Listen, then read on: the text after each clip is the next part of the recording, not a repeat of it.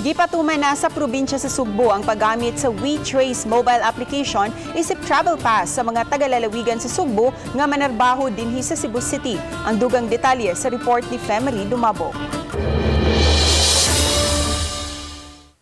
Subay sa Executive Order Number 20-C nga giluwatan ni Cebu Governor Gwen Garcia, gimanduan ang mga empleyado nga nagpuyo sa lalawigan sa Sugbo nga motrabaho sa dakbayan sa Sugbo sa pagrehistro sa WeTrace.ph. Mao kini ang magsilbing worker pass gikan sa lokal nga kagamhanan.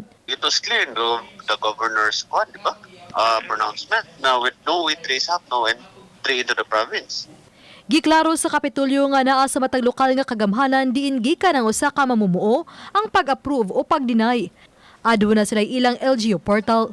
Sa ikaduha na karon nga adlaw sa pagpatuman sagad sa mga LGU ni angkod nga libuan na ang ilang mga naaprubahan. Sama na lang sa lungsod sa Konsolasyon sa gipada nga text message ni Mayor Johannes Aligado sa GMA Regional TV Balitang Bisdak. Kapin na sa 3,000 ang naprubahan ug kapin usab sa 3,000 ang gidinay tungod sa repeated application. Apan aduna sa ubang lungsod nga wa pa kasugod sa pag-process sa registration. Sama na lang sa lungsod sa Oslob.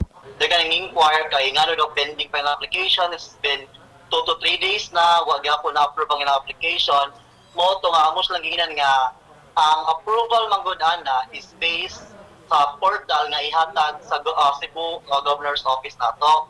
And then we are still waiting until now. Sa pagparehistro, gikinahanglan ng company ID, worker certificate, updated nga medical certificate o ID picture. Alang sa mga Y-Android phones, gabasuhan sila nga mudangop sa munisipyo City Hall aron mahatagan sila og workers pass. Uban ni Rod Prado, ako si Femery Dumabok. Balitang Bisdak.